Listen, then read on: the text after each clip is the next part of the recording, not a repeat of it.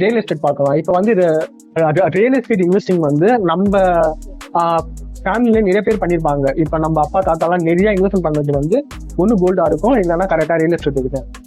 அது கூட வந்து அசெட் தான். இப்போ நீங்க வந்து கரெக்டாக ரியல் எஸ்டேட்ல கரெக்டாக இன்வெஸ்ட்மெண்ட் பண்ணீங்கன்னா அதுல ஒன்று நம்ம ட்ரெடிஷனல் வே வந்து ஒரு லேண்ட் வாங்குறது, இல்லைன்னா ஒரு அப்பார்ட்மெண்ட் பிளாட் வாங்குறது, இல்லைன்னா லேண்ட் வாங்கி வீடு கட்டி வாடகை வருது, அந்த மாரி நீங்க வாங்கி வாடகை நீங்க அந்த மாதிரி பண்ணலாம். ஆனா அந்த மாதிரி பண்ண உங்ககிட்ட பட் அதிக அமௌண்ட் தேவை, பட் அதிக கார்பஸ் அமௌண்ட் உங்களுக்கு தேவை. அப்படி அதிக அமௌண்ட் கார்பஸ் உங்ககிட்ட இருந்தா நீங்க அது மாதிரி பண்ணலாம். அப்படி அதிக அமௌண்ட் உங்ககிட்ட இல்லைன்னா அதுக்கு தான் இருக்கு REITன்னு ரீடுன்னு ஒன்று இருக்கு. REITன்னு ரீட்டிங் ஒன்று இருக்கு.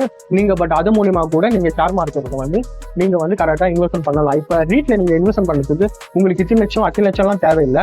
ஒரு குறிப்பிட்ட அமௌண்ட் ஒரு 300 400 அது கூட நீங்க வந்து உங்களுக்கு ஒரு டிமேட் அக்கௌண்ட் இருந்தா அது மூலியமா நீங்க வந்து கரெக்டா இன்வெஸ்ட்மெண்ட் பண்ணிக்கலாம். இந்த ரீட் பத்தி